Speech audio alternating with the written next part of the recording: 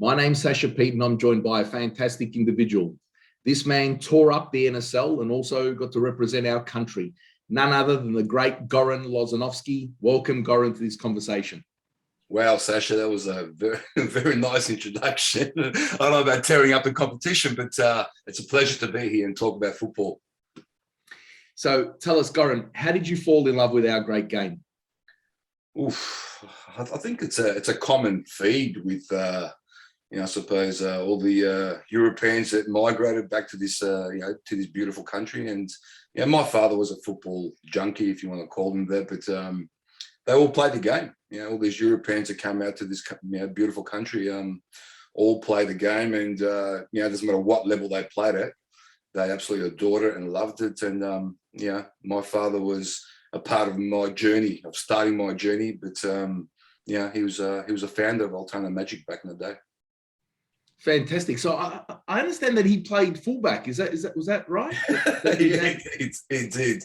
My dad knew his limits. I used to watch him play in the local Sunday leagues. He never obviously played at a higher level, but played it more for fun and friendship, and all his mates had a kick around. So I used to watch him on Sunday morning, sitting in the car and car running and the heater on, and he's out there doing slide tackles and absolutely just terrorizing attackers. He was a beast back in his day and as a fullback, and it was a pleasure watching him play. But he was part of my love of the game and why I started playing it. Fantastic. And you're a Altona junior there. Yeah. And so talk to me about. So is it Paisley Park up there in? I'll tell you, were you there, Paisley Park, with the two clubs back on to each other? Yeah. East Altona and Altona Vardar back then. It was called before it changed the name to Magic. Is that right? It was Altona Vardar. They probably had 3 or 4 different change of names. I think they went to Altona Gate back in the day. Altona Gate, all right. I think it was Altona Gate more because they thought they were going to get a sponsorship from Altona Gate Shopping Centre, but I don't think it ever happened. So from all reports, but what a club! Back in I was probably in 1978, I reckon 79, when I started having a kick around the club. Mm-hmm. Back then, East Altona never existed. Paisley Park was all Altona Gates venue, and that social club never existed when I was there. Uh-huh. There was containers at the front. We changed the containers. We had a little, we used to make teas at the front, and that was about it. There wasn't much we could do. We had a couple of fields, and the original one, that was the first one you drive into Paisley Park, and the one outside, and that was it.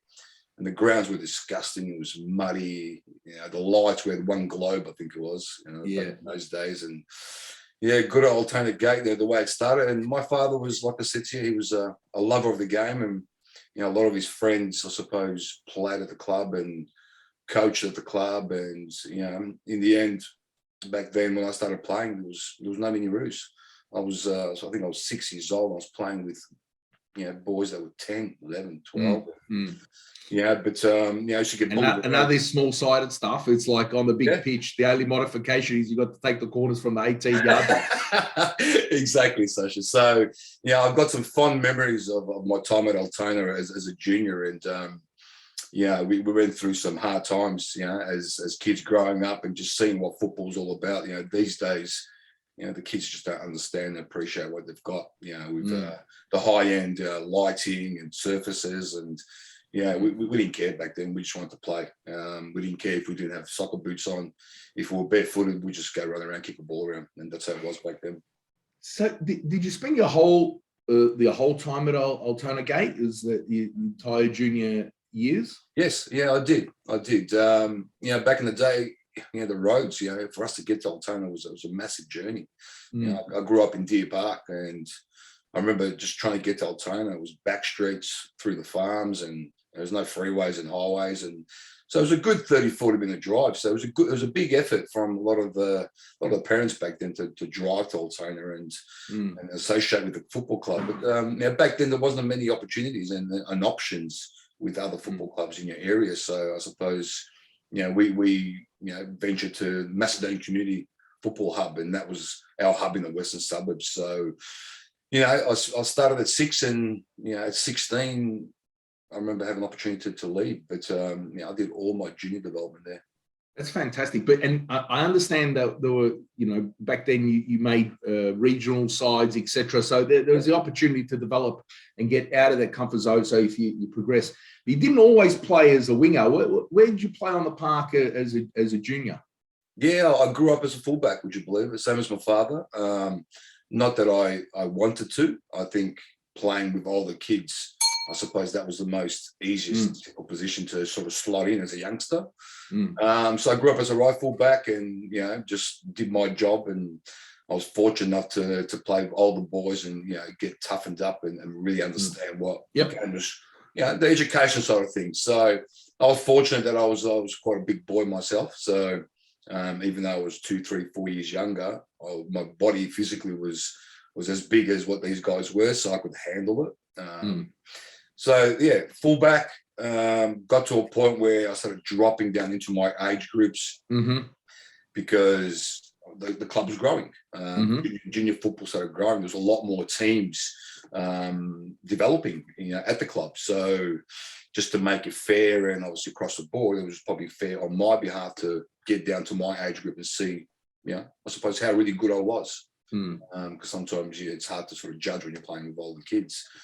And that's what happened. And then fortunate enough for myself, my father was always part of my journey. He was always team manager and helping out and always around the club. And we ended up making an amazing little football side. We had some great little footballers in that group. And, back in those days, we had the Super League, Sasha. Yeah, that's right. So I think it got to a point where we played Super League for a couple of years and we worked our way up the ladder and we were an unbelievable side. Under 14s, 15s, so we started developing some great little footballers. And fortunate enough, I was involved in the first National Youth League side at Altona Magic. That was an amazing experience. So you transitioned from Altona Magic. I think you get the call up to the AIS. So was that how did you get that call up? Was it through state representative sides, or how did that work? There's a funny story there, Sasha.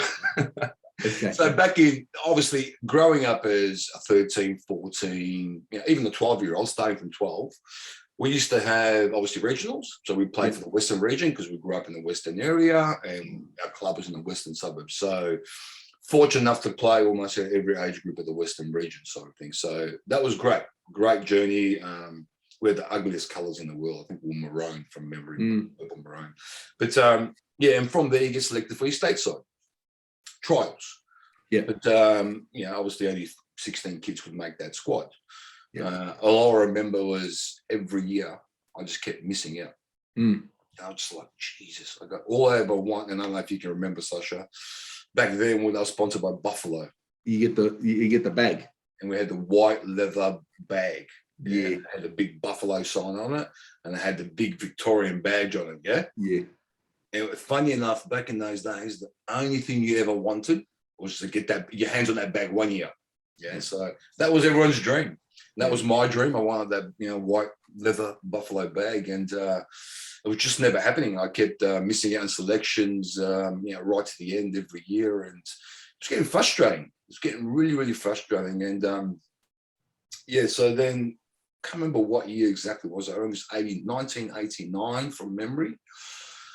We missed out again, obviously, in selection, and I think the championships were held in Perth from memory. I could be wrong, but they got cancelled. So because they got cancelled back then, Ron Smith had to do a journey around Australia and do trials at every state. And that year I missed out. I ended up making the B side for Victoria. And there was a few teammates from my club and other clubs, and made the B side, and we're quite content, and we're going to get our bags. And I thought, we're going to play some tournament in the regional area. We said, great, no problem. And we had a presentation night one night at good old Richmond Alemania's grounds. And I'm not going to name names, right? That year, we got our Victorian apparel, and we had to go try it all on. And we've walked into the change rooms to try our gear on. What do we see? We see buckets full of water, and there's jerseys sitting in buckets, right, Sasha? We're going, wow. So one of the guys has pulled out this jersey and gone, geez, this is the West Germany's new strip. like not going to play with in the 1990 World Cup. Mm-hmm. Alemania have got out of their way to go get, I don't know if it's a replica or whatever, that designed German top. Yeah, beautiful. So being 15 years old, we got excited and we had a few little gangster players back in that day. Everyone. They're like, I reckon we should take him. I'm like, no, we can't do that. We can't go pinching strips from a football club. They're going to know it's us. You know what I mean? And so what do we do as 15-year-old kids? I'm taking one. Everyone started taking one. So I took one. Right? I took one as well. So we're in the car now, and the story gets out, and our father's here, and they just said, you guys are absolute imbeciles. Like, what are you guys doing? Like, it's so obvious. They're going to know it's you guys. So I'm like, oh, crap. We're like, shit, how do we return these now? So then what happens? We get a phone call from a representative from Victoria. Listen, anonymously, we don't care. Just bring the stuff back next week. We don't care about it. No one's going to get punished. Fine. So we go to training the following week.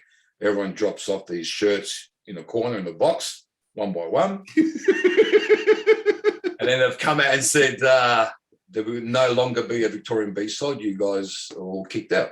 Oh, yeah. So they've kicked us out, Sasha. So here I am in tears in the car driving home. My father going, can't believe it. I still haven't got that bag. So I just can't believe it. That's all I kept thinking about was this bag. I was going, I can't believe it, right? So my father's giving me the old, whipping. Yeah, of course. Not to put his hands on me. He just said to me, you've just embarrassed the name. You've embarrassed me. You've embarrassed yourself, and yada, yada, yada. So, I've copped all this, Sasha, yeah? Yeah. And my father was pretty much saying to me, you should quit the game. He goes, you've just embarrassed. Wow. Yeah, he goes, you've embarrassed yourself. He goes, I can't believe you went out and did that.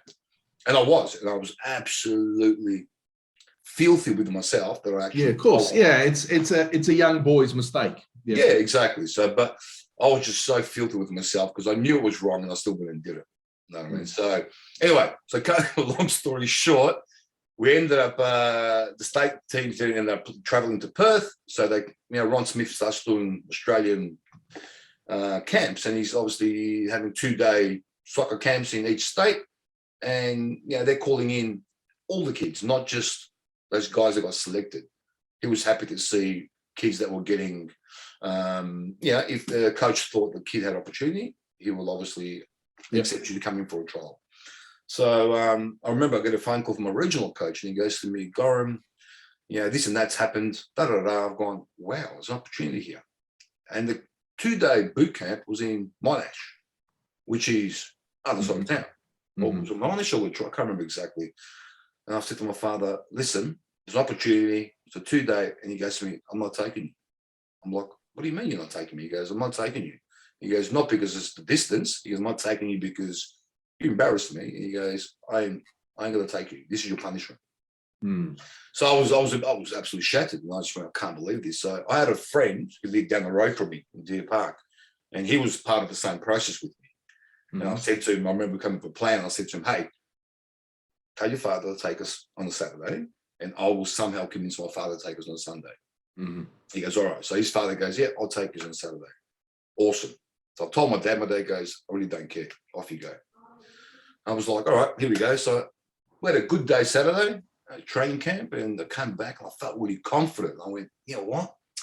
He kept using me in the examples. Ron Smith kept, saying, Goran, well done. I just had this boost of confidence, Sasha. I remember begging my father Saturday night saying, please, you got to take us. Please, I will do anything. Drop me off. I'll catch transport home. I don't care. So he goes to me, I'll take you, but he goes, you're going to have to get your own way home. And here I am, 16 years old, going, are you serious? Like, I can't believe he's going to leave me other side of town. And the reason was because Orlando Magic was playing in the Doherty Cup final. That was the reason, Sasha. And I've looked at it, I've gone, are you serious? You're going to choose Orlando Magic or Orlando Gate back then as a reason why you're going to dump your son and leave him there. And I was that confident and excited that I said to myself, I don't care. I said, go do what you got to do. I said, I got no problem. We'll catch transport home. Funny enough, he never left. I knew he was going to stay around, even though deep down I thought if he left me there, I don't know how I was going to get home because I'd never been on transport before in my life. So he stayed the whole day. And I remember Ron Smith announcing, we probably had about 50, 60 kids on trial. I think he announced like 25 or 26 names to come into the AIS for like a 10-day boot camp. And I was like, and there was probably about 5, 6 of us who got called out that never represented Victoria before. So all these guys that represent Victoria all were confident enough they were going to get this trial. Yeah. And obviously, probably half a dozen got disappointed that day. And they just thought, wow, like we just didn't. Obviously, as a football coach, we've all got different views on footballers. And that's it. Yeah, Ron Smith exactly. And Ron Smith saw something different in myself and a few others. Yeah. And so that happened. Went into the boot camp in Canberra, did all these testings, football sessions, matches. Here I am at 16, 16 and a half, almost 17, going, wow, this is awesome. This is unreal. So he said he will let a handful of people get a scholarship with the older generation for the first 6 months, and then they'll have a new generation come through 6 months later. So my friend that lived down the street, he was all part of the same journey, funny enough, that we never represent Victoria, but we got this opportunity. And he got a scholarship before me. And I was absolutely gutted. As excited as I was for him, I was spewing that I didn't get the opportunity to go earlier. But then 6 months later, I got my opportunity. Ron called me, came in. And I was part of the generation with players like Kevin Muscat, Ante Milicic, who's obviously MacArthur Bulls coach, Ante Morich, a few of the New South Wales boys. And we had about 7 or 8 Victorians, surprisingly, in that group. And I got my scholarship, Sasha, and it was for me. I know you've interviewed David Clarkson, and everyone keeps talking about the AIS. I remember saying it back then to my father. I said to him, "I'm going to make sure I come out of this journey the best possible footballer that I can be." And he goes to me, "Absolutely." He goes, especially you going there for 12 to 18, maybe 2 years. You've got to maximize everything you've got in sort of opportunity. So I did. I went into the AOS thinking I'm going to become bigger, stronger, understand the game better, and really grow as a footballer and work on my weaknesses. So that was the funny story of me trying to get myself to the AOS. That's so fantastic finishing school. It's interesting you touched on the old Super League and having the best of the best juniors play against each other. It's almost like we've come full circle trying to re sort of frame that in a way, but not quite getting there. From the AIS, you get your you would have played against men anyway in the AIS. You've got your most talented kids in the country, and I don't know around those years you would have been playing against. We were very fortunate, Sasha. We played in the New South Wales Premier League. So I know there was a time where they played in the Victorian Premier League, but we played in the New South Wales Premier League. So we were fortunate enough to play against players that were getting dropped from senior football, like teams like St. George's, and they're playing reserve football. And I remember there was an individual back in my AIS journey. I ended up playing every position except my position. So I went into the AIS as a central midfielder. So that was my last position. I was playing at Altona Gate, and I ended up playing all in the back half. I was playing right back, centre back, left back. I played every position except central midfield. I played a handful of games. But Kevin Muscat and I were the centre backs at the AIS back then. And we had players like Marko Perinovic, who was he was a monster of a bloke. I remember he was a senior footballer. And, I remember him teaching us some lessons with Kevin Muscat. And, obviously all the little secrets of understanding how to defend and what strikers would do now. Nasty things back then and get away with it to expose you as a defender. So great learning curve and great experience. And, to be 17 years old and playing against men, what an experience. Unbelievable. You get a move, obviously being of Macedonian heritage, you get to play in arguably the biggest Macedonian team in the country for Preston. That would have been a huge honour for you as a young man. Absolutely. So was the shirt heavy? Did you feel like, okay, I've got to? I made it heavy. Okay. I personally made it heavy. I think the timing of me going to Preston probably wasn't a great timing in the sense for the football club. Yeah. The club was going through some hard times. They got relegated that year. I think the year that you were in, they got relegated. So yeah, it was probably the year after. I was there for a year and a half. Okay. I didn't play many games. All right. Due to me travelling away with the young Socceroos. Okay. So I was always in and out of the squad. But back then, I remember, Ian Dobson was coach, and I remember going there for a trial, and he didn't want me. He said to me, "I don't care where you've come from, this and that." He just thought, he just didn't like what he saw in me at that stage. And I remember, the late Tim White. He was obviously our state coaches back in those days, and I remember him. I called him. And I said to him, "I go, listen, I don't know what's going on, but if the team's not the strongest team going out there, and it's going through some tough times at Preston." I said, "Surely I can make the squad." So Tim organised a game for the Victorian state team, senior representative state team, to play against the Olyroos that were going to Barcelona in 1992. And it was a game held at Olympian Park. Tim goes to me, "You're going to play," and he goes, "And I'll make sure Ian Dobson's there watching, and do your best, and hopefully you get a contract." So that's what happened. I ended up lasting, I think it was 75 or 80 minutes playing for Victoria against the Olyroos, and that Olyroos side was amazing. Side. And from there, I got my opportunity. Ian Dobson said, "All right, great, I'll give you an agreement," and we moved forward. So, but the Preston, as much as it was an amazing football club, and we all went there as juniors to watch and support the club, it was going through probably the worst time of the club's history, and it was at the point where it was going to get kicked out of the competition, and which it did. Themselves and Heidelberg back then were two big clubs, and obviously the crowd trouble, and the club copped the consequences of it, and unfortunately got relegated. And that was the year I was at the club when I got relegated. So that was tough times, but what an experience, to wear that jersey, being a Macedonian boy, and knowing that we went to every home game at BT Connor Reserve and support the football club.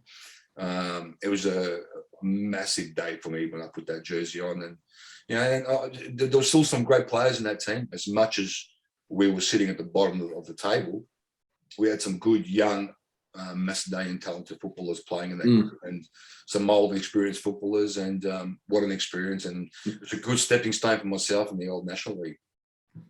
So how did it that Matic took a liking to get you across to Adelaide? So was it you just saw something in you? What how did that conversation transpire?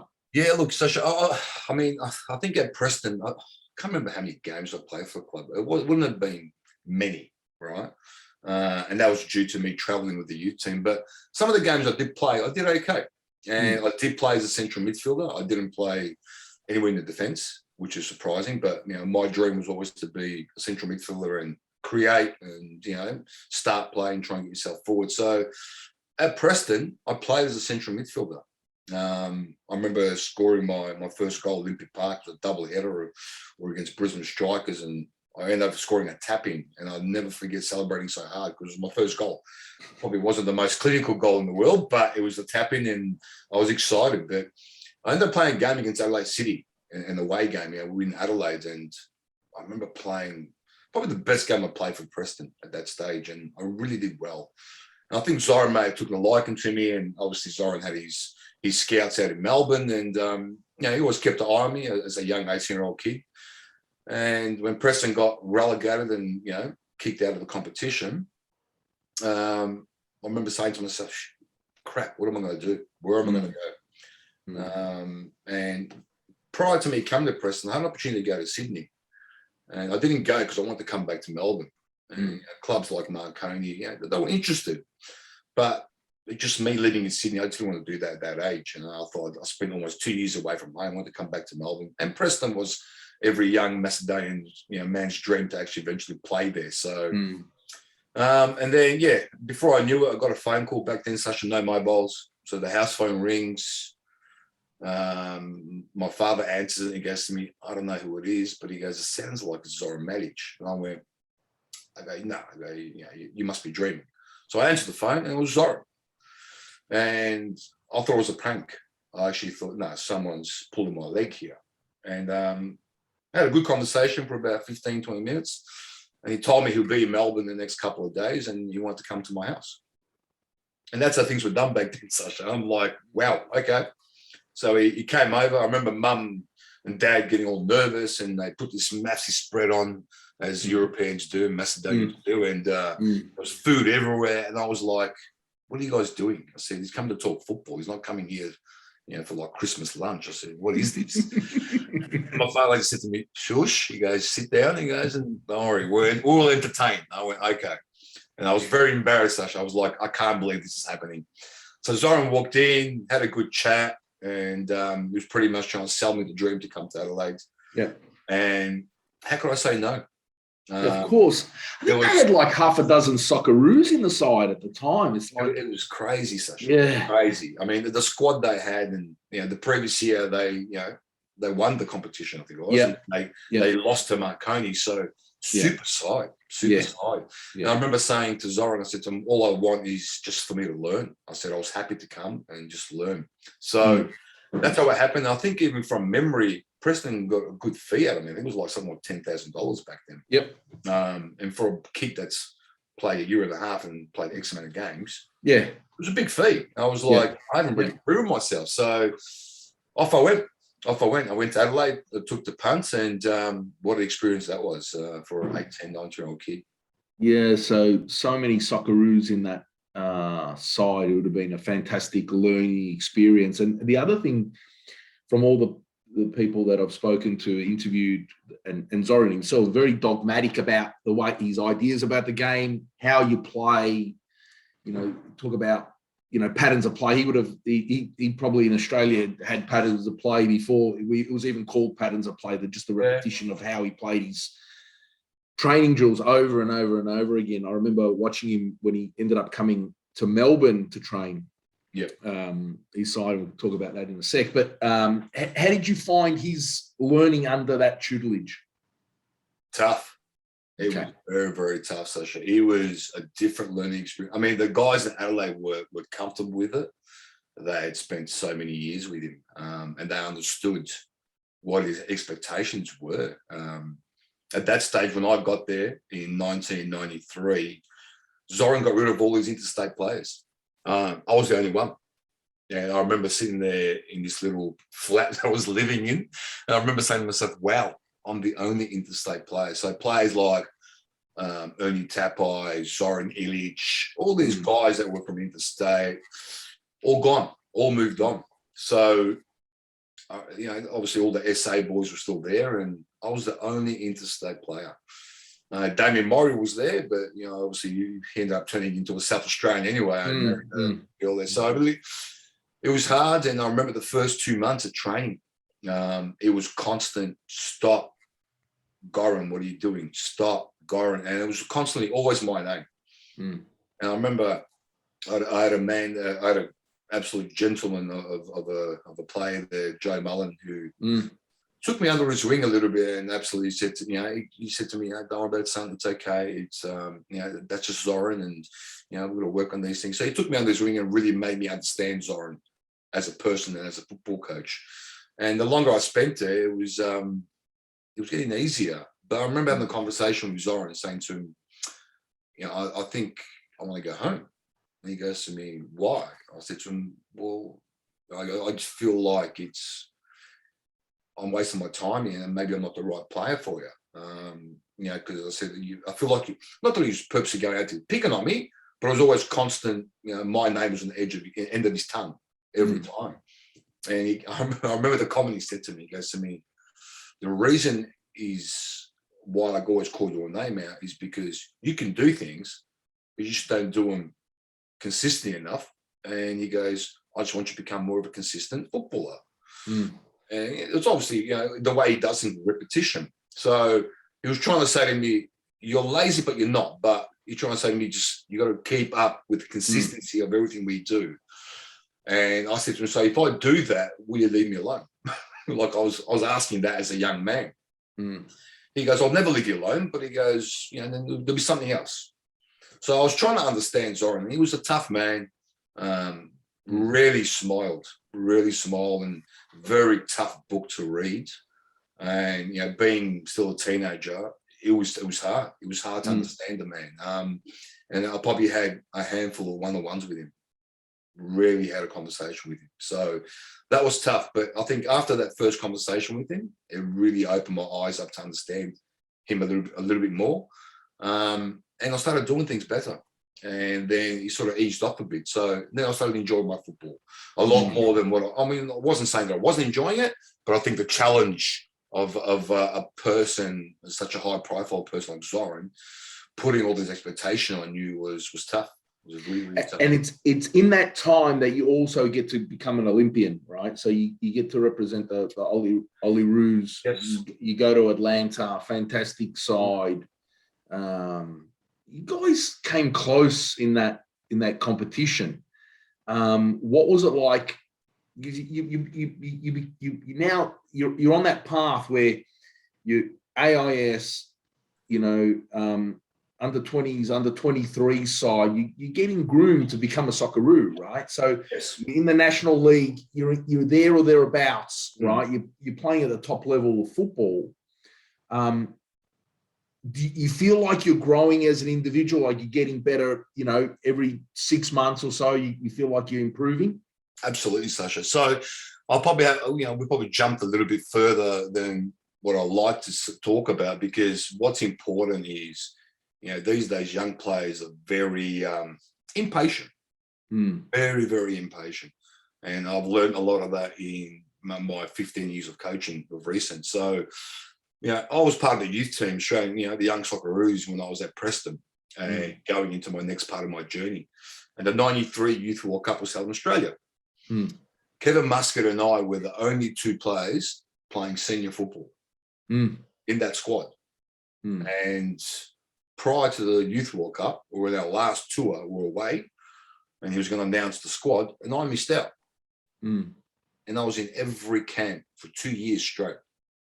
And I thought my world just ended.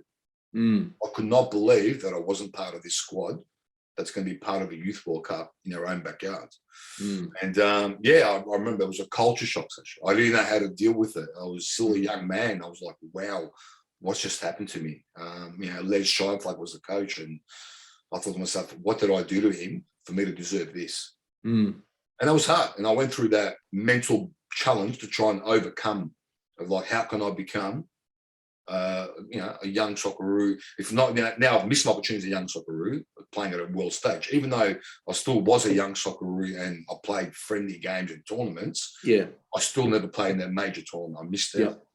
So my next journey was to say, well, if I do go to Adelaide City, I'm going to make sure I'm going to become an Olympian, because I'm worthy of that, and I didn't deserve what I deserved before that. That was my mentality.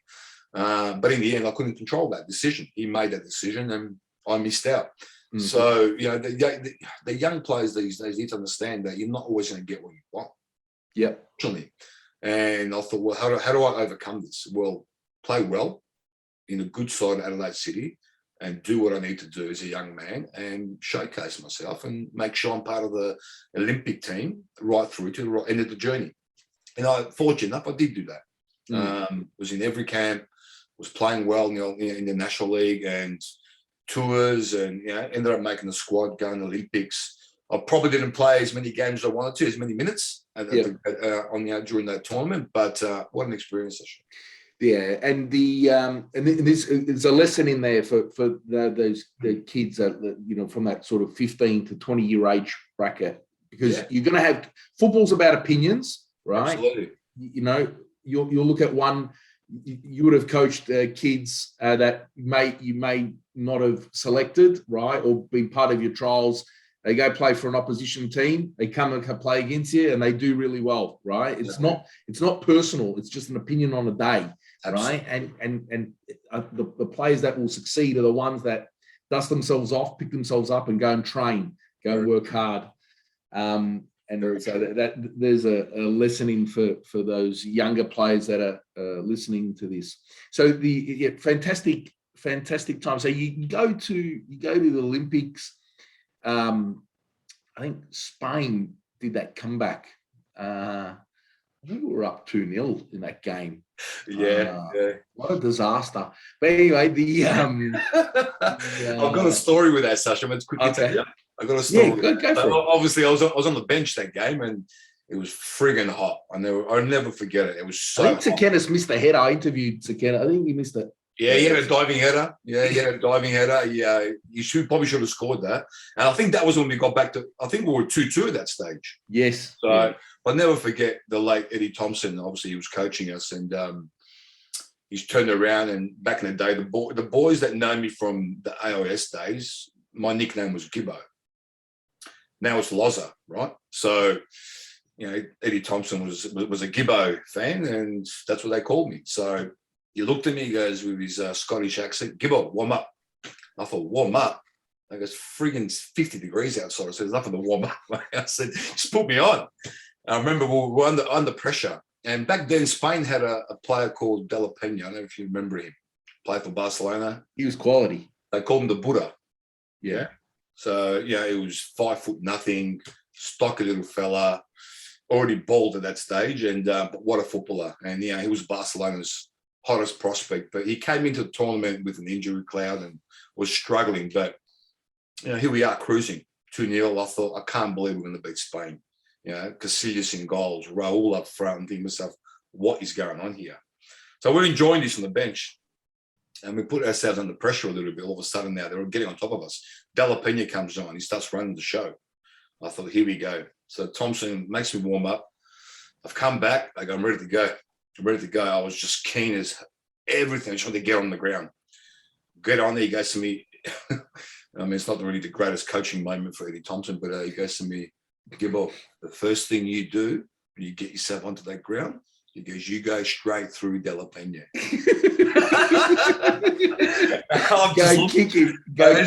Exactly. That's what it was. And I'm just looking, I've gone like a little hungry little dog. I'm like, yes, no problem, yes. So I get myself onto the ground. As I start charging, the ball starts moving. First tackle I get, what do? Straight Yellow card. I'm on the ground for a minute, Sasha, yeah? Did you get him good? Oh, I got him good. Did you hurt yourself? No, but I think I fired him up. That was the problem. Okay. Yeah. After that incident, I think I got him angry. So he just turned it on, yeah? Okay. So I remember after that thinking to myself, shit, I can't put a tackle in. And I remember chasing. I don't know if it was De La Peña or it was another player, but I got to the corner of the 18-yard box near the touch line. But I remember him sort of looking at me, and he's put the ball through my legs, and then I couldn't tackle.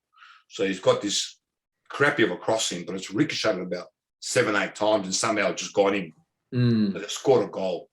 Then they've got a second, and I'm sitting here feeling sorry for myself, going, I can't believe it. Since I've come on, the game's just turned the opposite way around. I said, we're going to lose this game, and that's, I think.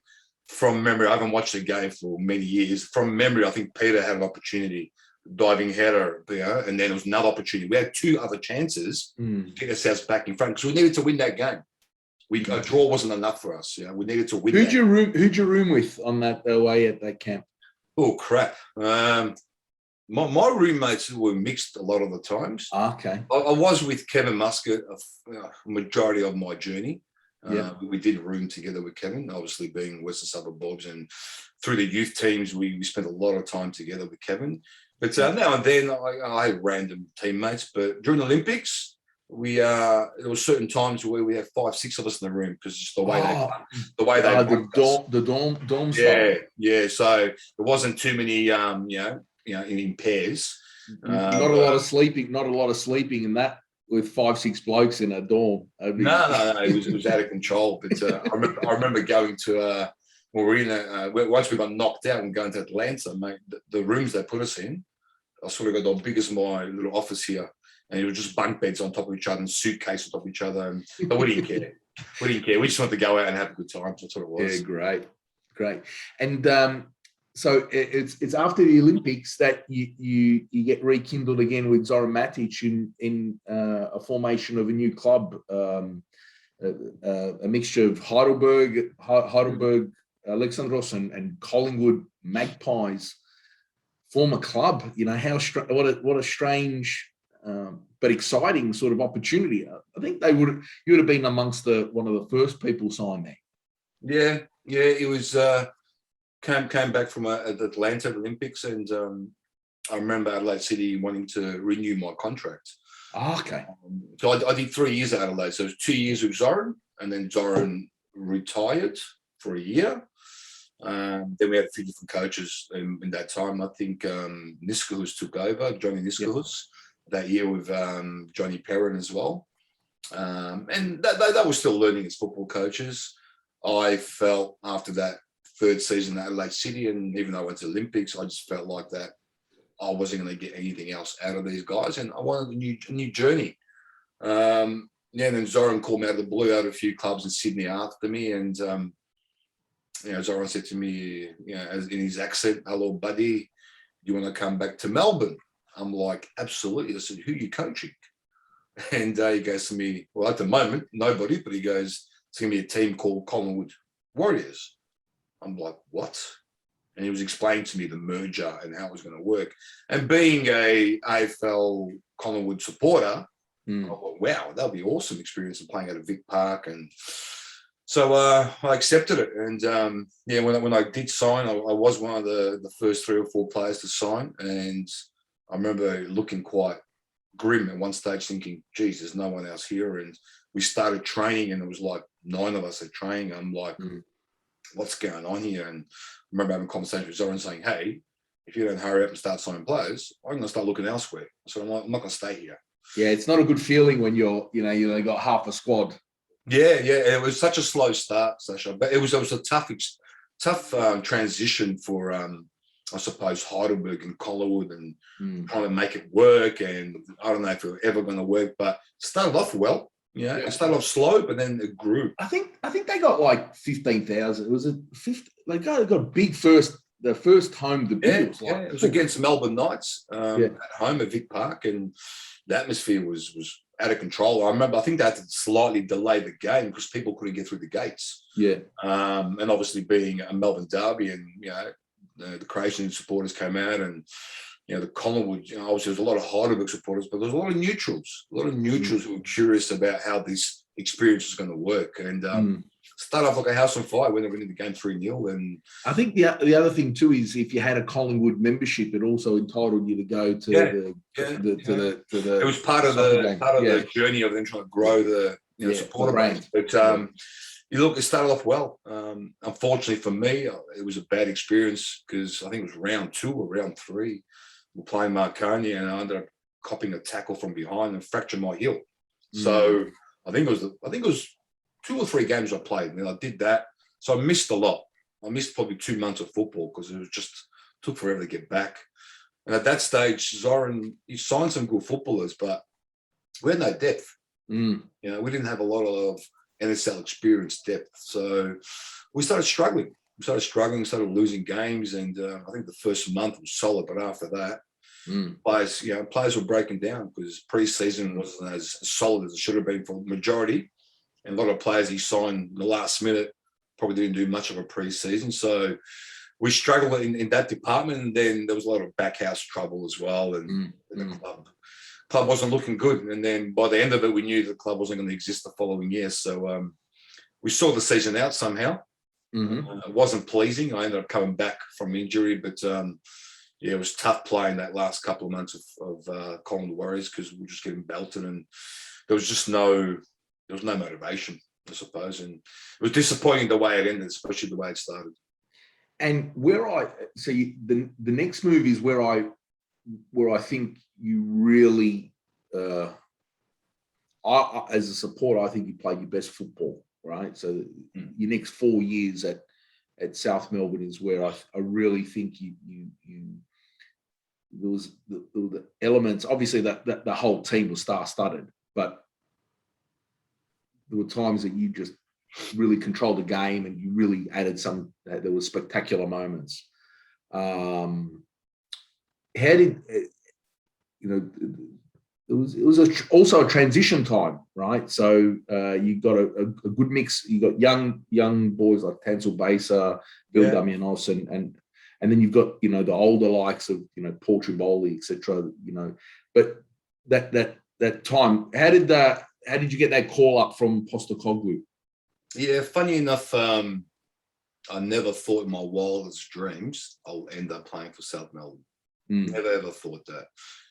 We know these days, over the last probably 20, 30 years, a decade of obviously Australian football, there's a lot of politics involved in our game, and it's a sad thing, but unfortunately it still happens to these days. And being a young Macedonian boy, I never ever thought that I would ever play for a Greek team or anything like that, in my future. And I was never that type of person, Sasha. I was never a racist.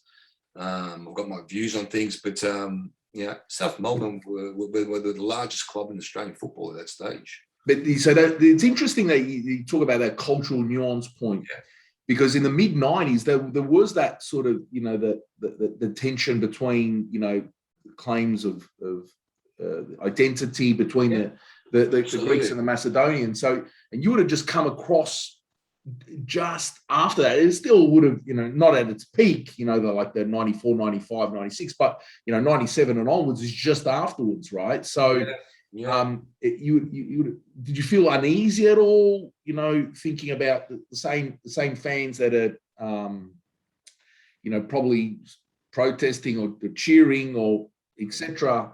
are now going to be supporting you, how that would play out? Absolutely. It was tough. It was tough. I remember Ange giving me a call, and I remember saying to Ange, I said to him, wow, I said, I'm absolutely honoured that you've even considered me to come across and play for South Melbourne. And, I voiced my concerns to Ange. And Ange was a young coach and, obviously a season into his, coaching career. And, he pretty much just shut it out for me. He said to me, I don't care. He goes, I'm not employing you for politics. He goes, I'm employing you as a footballer. Mm-hmm. And when he said that to me, and him being a young Greek footballer and growing up through all those times, his perception was different to any other person I'd spoken to. So I remember going in for a conversation with my father. My father came, and that time obviously there was no Preston, so it made my opportunity to go to South Melbourne a little bit easier, because I think it would have been tough having Preston in the National League and me playing for South Melbourne. I think that would have been a tough decision to make. Mm-hmm. I think it made my decision a little bit easier for me to go to have that conversation with Ange. And, and after my hour or 2 hour conversation with Ange, I never felt so at ease. And I remember saying to him, I said to him, my biggest fear here would be that I get racially abused. And he said to me, mate, if that happens, he goes, by all means, if you need to walk away from our journey, he goes, you do what you need to do. But he goes, I guarantee you, I remember this Ange saying this to me, I guarantee you, he goes, you come here and you play the football you play, he goes, they will adore you. Yeah, and to the fans' credit, they did. They're really, really, really. I think if you play for it doesn't matter what club. If you play for the badge at the front, right, absolutely, they'll cheer for the name at the back. That's true. It's true. So so long as you don't do anything against the fans per se, you play. Yeah. Look, I mean, politics is always going to be involved in our game, unfortunately. We're all Europeans, and we're second generation, and third generations are coming through, but unfortunately, there's still children getting brainwashed out there, unfortunately. So that for me is a sad thing. I always say to people, be proud of your heritage and the history, but you've got to be mindful and respectful of other cultures and what people have gone through. So tough journey, getting that contract signed with South Melbourne, and I never forget. I never regret anything that happened, because the first 2 years were just unbelievable. Yeah. So to the light. So that would have been. Was that the first time that was the first time you won a flag then at South Melbourne? No, sorry. It was my first flag at South. But my first year at Adelaide City, we won the league as well. Okay. All right. So 1993, 94, we won National League champions. Okay, good. All right. So, yeah. So I already had that experience of winning a championship, which was, for a 19, 20-year-old, it was so real. You know what I mean? That was when Damien Morris scored the bomb against Melbourne. Oh, yes. All right. So, yes, Olympic Park. Yeah. Okay. So, but now at South Melbourne, you're a mainstay in that side. So you're I mean, people tend to forget I was never a winger, Sasha. I was never a right winger. Yeah. Zoran Matic converted me into a winger, and that was the reason. Was I was brought into Adelaide to take over Joe Mullen's position as a number 10. I was second number 9. So I was absolutely excited and loving my new role. Do you remember a player called Michael Redder? Yes. Yeah. So that year, my last year at Preston, Michael Redder turned it on at Parramatta Eagles. He was absolutely smashing the old National League competition. Zoran Matic paid $10,000 for me. Adelaide City paid $10,000. They paid they smashed the transfer record and paid $40,000 for Michael Redder back then. It was either 20 or 21. I was 19. And I was like, wow. I said, what a signing. I said, I'm probably not going to play now. I said, if he's paid that much money for this kid, I said, I'm probably not going to play as much. But quickly what happened, Michael was signed as a right winger. He was struggling out there and couldn't deal with Zoran's, managerial sort of things. And he changed us one day, put me on the wing and put Michael in the central area. And me being a true, honest, I always do my best in whatever position I play, I did okay.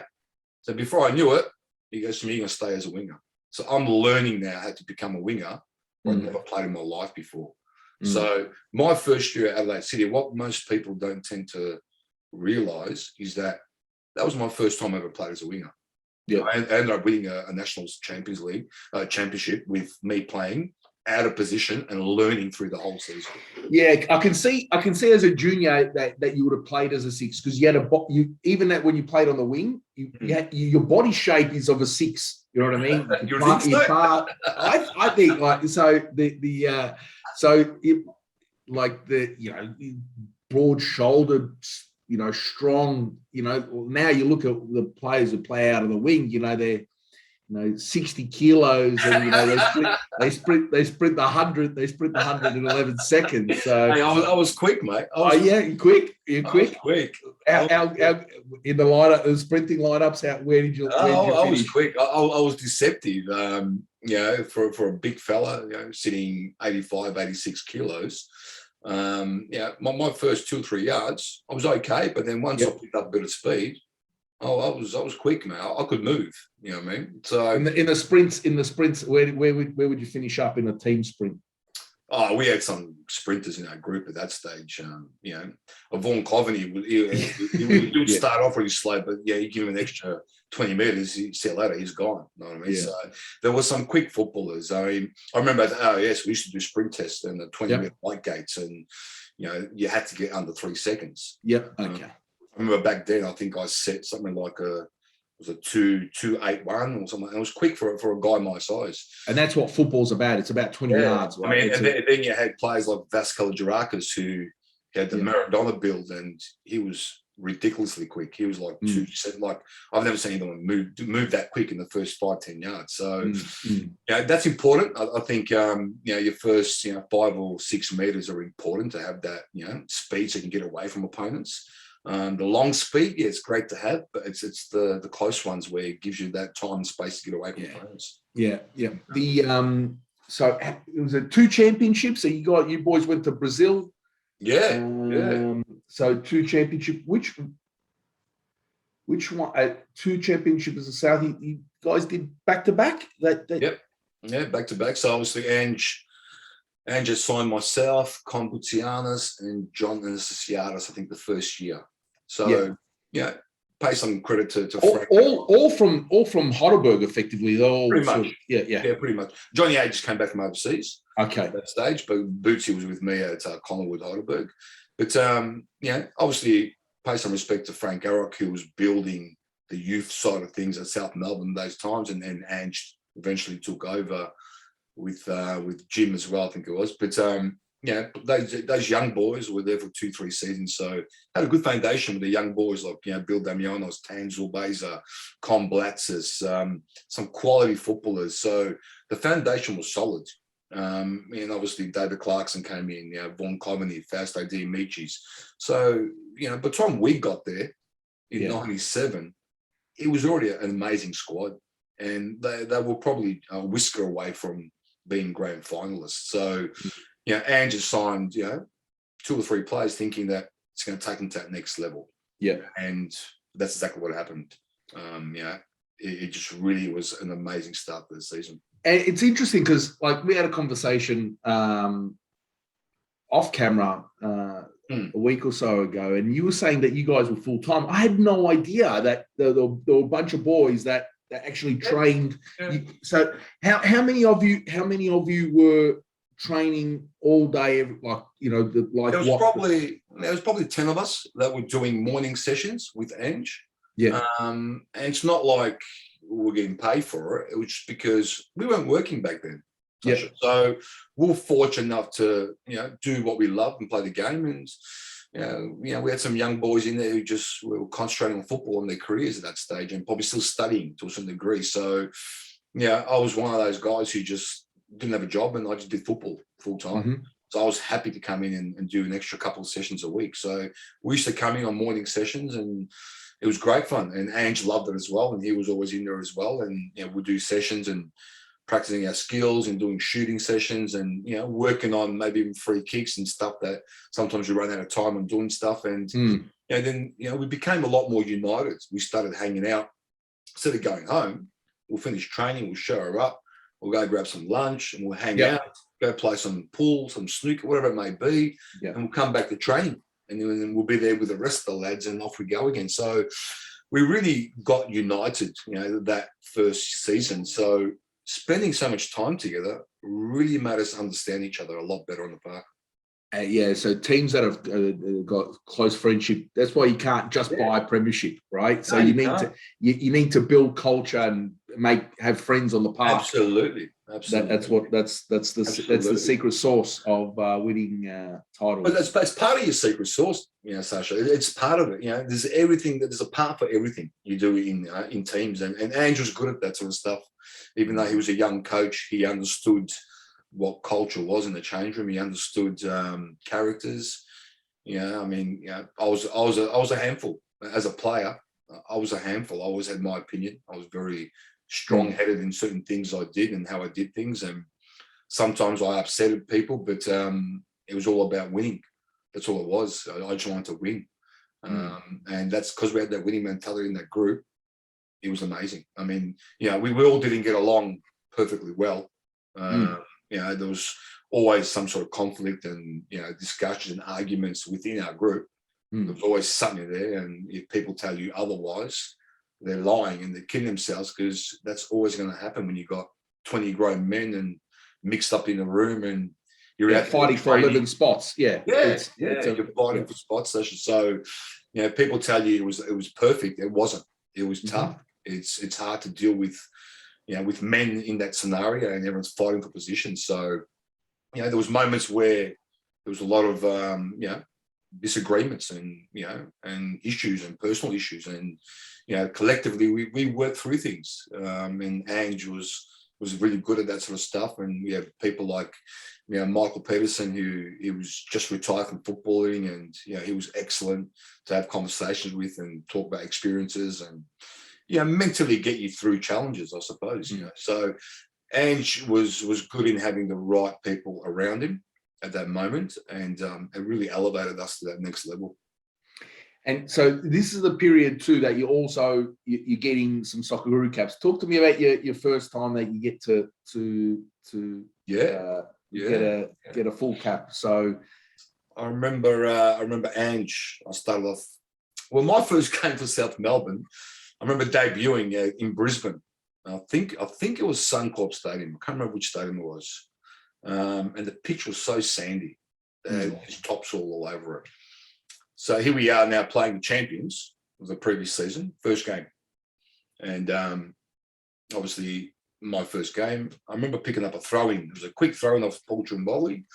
I've cut in, and I'm a right footer, Sasha, right? But I can use my opposite foot. It's improved, but I've hit this left foot. I don't know what made me hit this shot. I've hit this shot. If this thing goes top corner, I've just scored my first goal for South Melbourne. We're leading 1-0. Couldn't believe it. I was like, wow, what a start to my career at South Melbourne.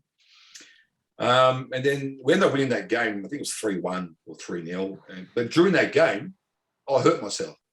I was running back, defending. I went to go do a slide tackle. My boots got caught into the sand.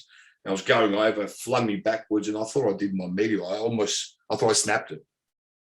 So crazy debut for South Melbourne. I scored. I hurt myself.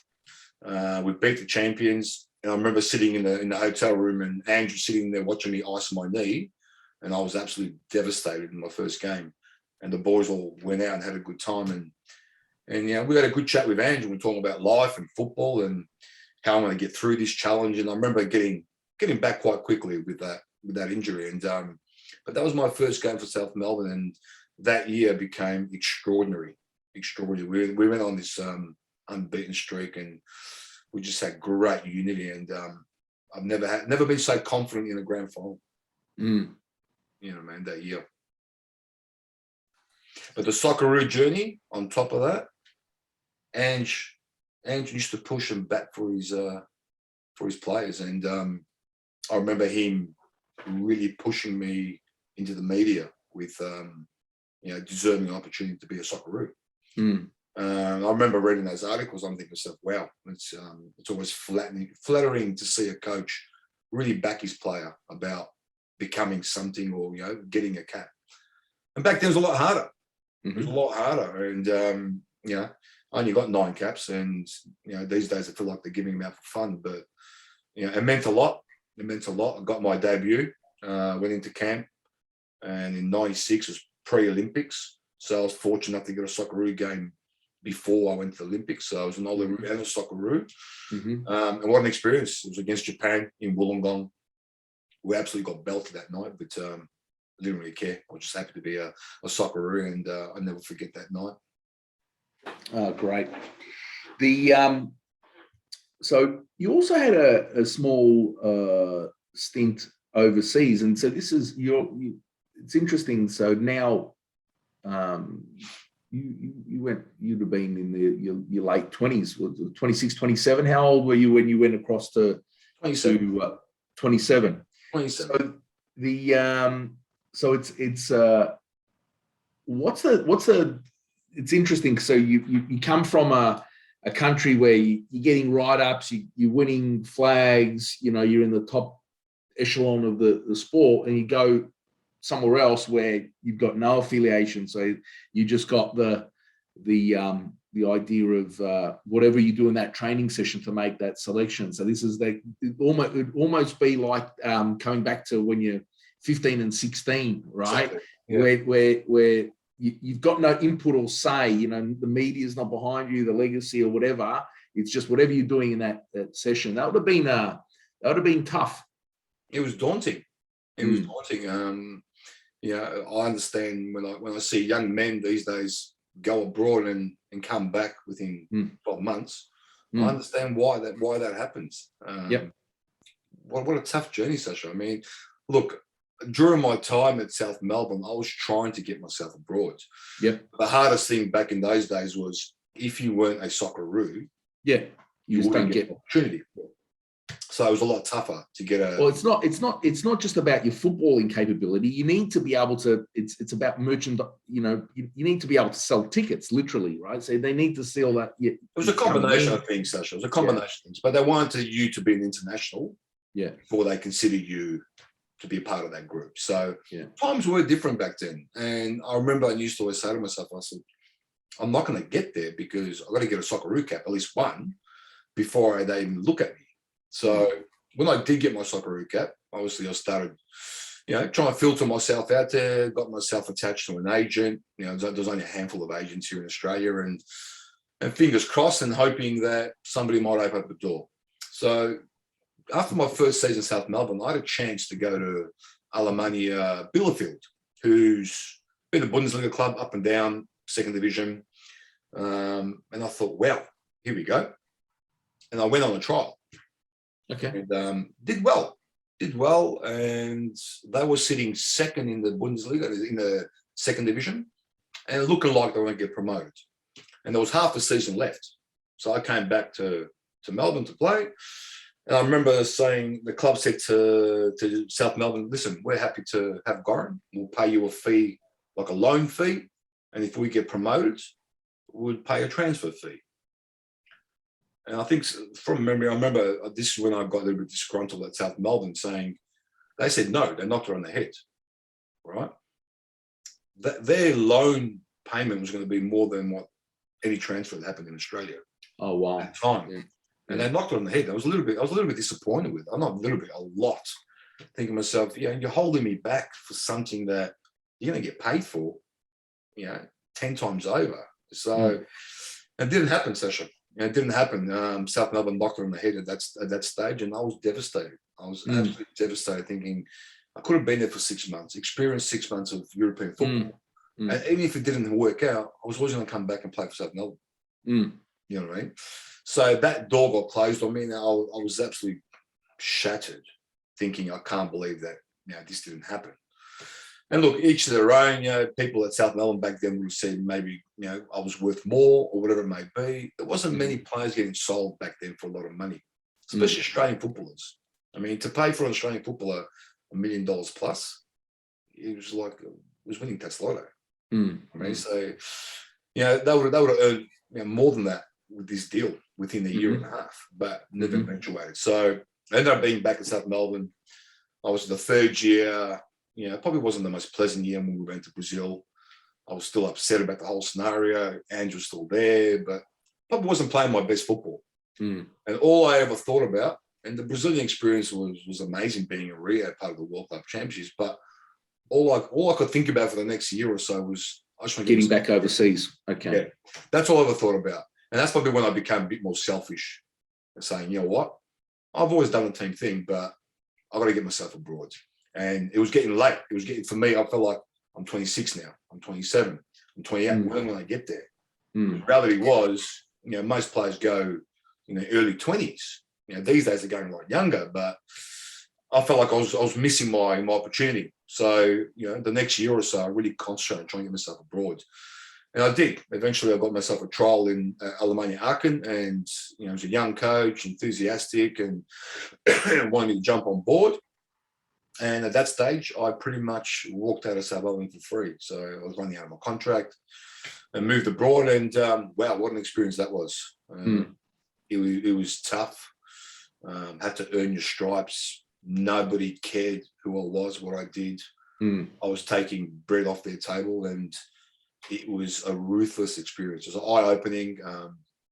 If I knew some of the stuff that I found out after 6-7 months, could have been a different experience. But it took me 6-7 months to really understand what, not just German culture, but what football's about in Europe. And unfortunately for me, it didn't work out. I mean, I had a teammate there, which was, lucky for myself in the transition with Mark Rudin, who was already there for 2-3 months prior to me being there. So it was an easy transition having at least an Aussie there.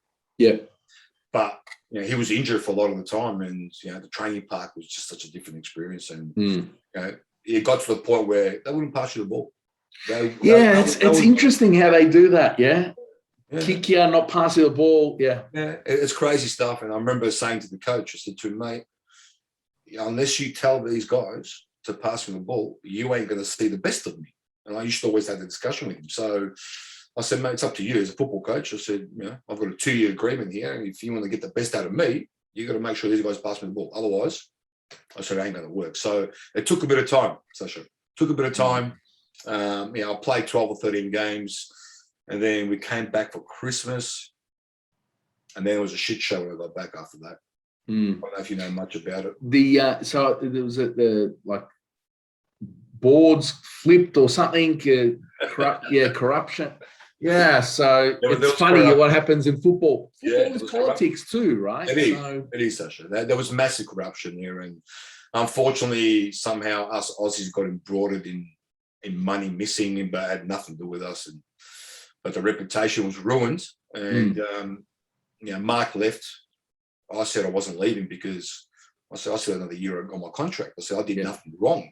I go, you guys should be apologising to me and letting me get on with my career instead of bringing me into some sort of corruption or nothing to do with. So, but unfortunately, I was still there. But then the new manager came in, new football operations came in, and they were a little bit racist to foreigners. Didn't want foreigners there, so I wasn't playing. So I remember, speaking to my wife back then. We were just newly married, saying to her, you know what, I'm going to train, be a professional, train Monday, Friday, and so Saturday, Sundays we'll just travel. And that's what I did for the next 2-3 months, and traveled. Just saw Belgium, Paris, experienced Europe, and in between that, I was trialing at a few clubs. Went to the UK. I went to Barnsley. What an experience that was! It was just a shit show trying to survive, in the old championship back then. In 2001, TV rights went down, and money was tight. I had third division clubs asking me to come, and I didn't go. And I said to my wife was pregnant. And I said to her, listen, better we just go home. I said, my career is my career, but I said, you know what? I'm over this. I said, I'm not going to sit there and sacrifice any more than what I've done. We've sacrificed enough. Hasn't worked out. And we made the journey back home again. But what a great experience. You come back to Adelaide. So talk to me about why Adelaide and. Yeah, I obviously come back to Melbourne. My wife pregnant, expecting our first daughter, anytime soon. And it was one of those decisions I had to make quickly because there was, 5 or 6 clubs that, wanted me to play for them. And I just thought, you know what, I wasn't going to go back to South Melbourne. And there wasn't no other club in Melbourne that was going to suit me as a footballer.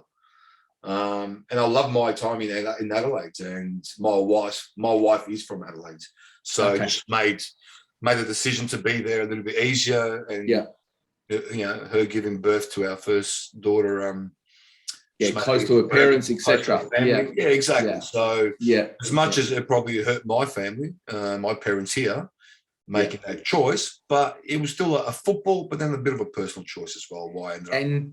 So talk to us about the jersey that you got behind you. That's the Adelaide United jersey. That was the first one ever made. Yeah. So is that? I mean, it's a little bit hard to me read, but I think it was sponsored that first year by Reebok. Everybody wore. Was Reebok no, it wasn't. No. It was a personal sponsor. I think it's called Seacom or something like that. But Reebok was the first year the A-League. Okay. Adelaide United got formed as the National League was falling apart the last season. So when Adelaide City and West Adelaide pulled out of the competition, Adelaide said, well, I remember we're doing all pre-season there. And when they pulled out, I think they said, we need a team in Adelaide. So it was almost, Adelaide United was formed in a rush within 4 weeks and made it like a state team just to have a team in the National League for that season. Okay. Yeah, so if you see on the front of that top, it says Fairmont Homes, which was Gordon Pickard and a few other gentlemen. He sponsored a lot. He sponsored Adelaide City a couple of times. Yeah, exactly. So there was some influences with certain sponsors and certain people that love the game in Adelaide to make sure that there was at least one team in Adelaide for that season.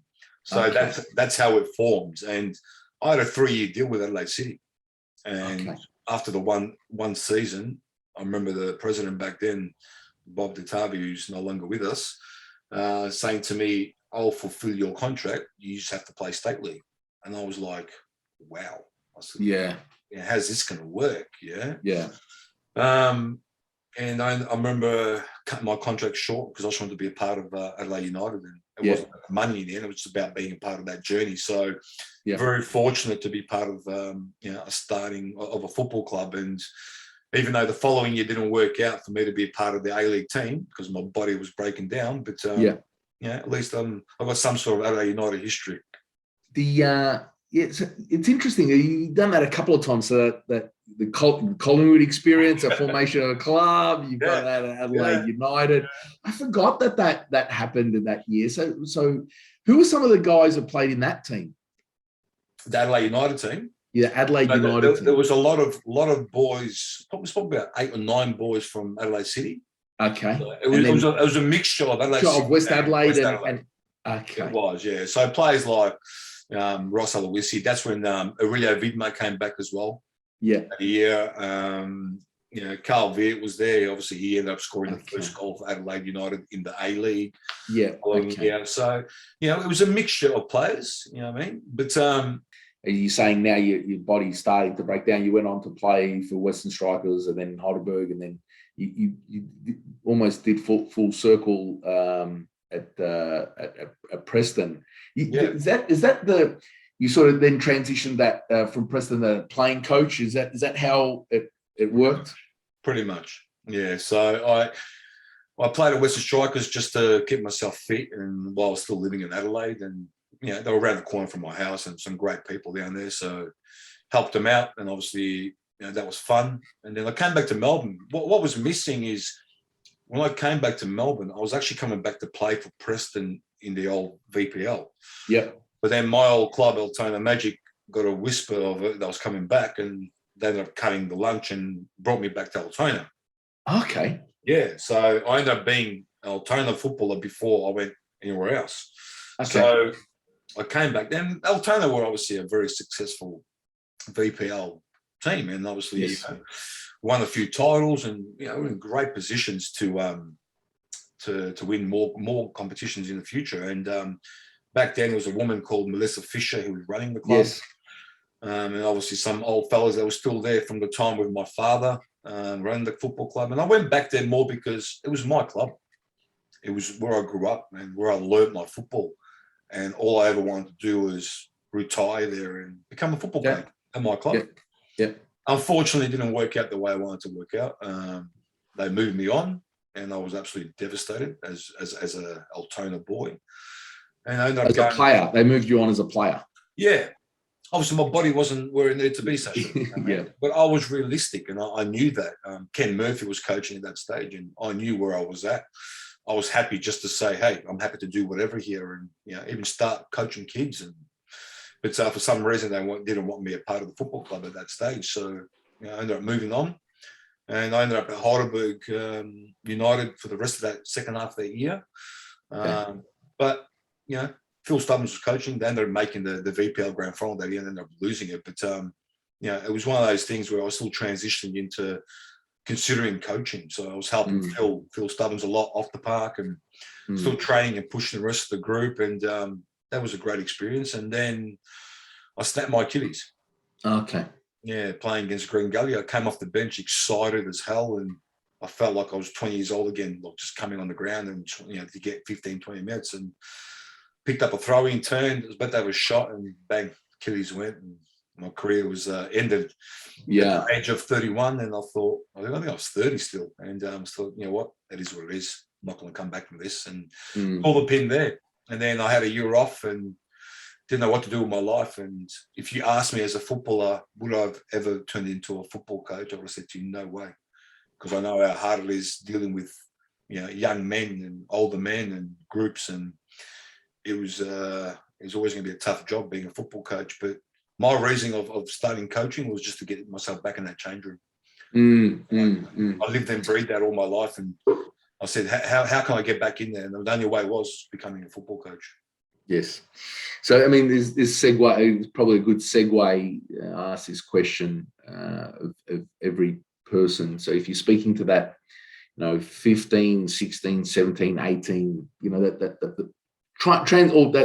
the player trying to transition from junior football, social football into that performance, making that next grade, whatever level it is. Yeah. What advice do you have for them?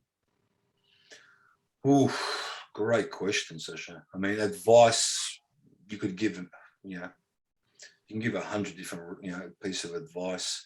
I think in my journey, my best, not to say I got advice, but my most persistent things that I ever did was practice, and not just practicing on what you're good at, practice on your weaknesses to become more of a complete footballer, and then persistence.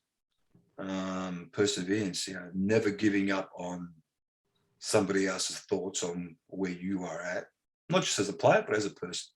And I think, you make your own legacy as a young footballer, female or male. And every failure is a learning curve, and, just never stop learning. And every time you fail, it doesn't mean it should be an embarrassing moment. It never is. It's just a learning curve. So, there's some of the things that I'd love to, make sure that young people understand, and hopefully take that on their journey of their life experience. Fantastic words of wisdom. It's been a fantastic speaking with you, Goran. Thank you so much for your contribution to Australian football, and obviously your continued contribution. You're still coaching, and so the journey's not finished yet. So all the very best. We wish you well. Thank you, Sasha. Thanks for having me. Hey guys, we've come to the end of this episode. Thank you so much for watching. I really appreciate you taking the time to listen to our wonderful guest. If you like this type of content and would like to see more, how about you hit the like and subscribe button? And have a fantastic day.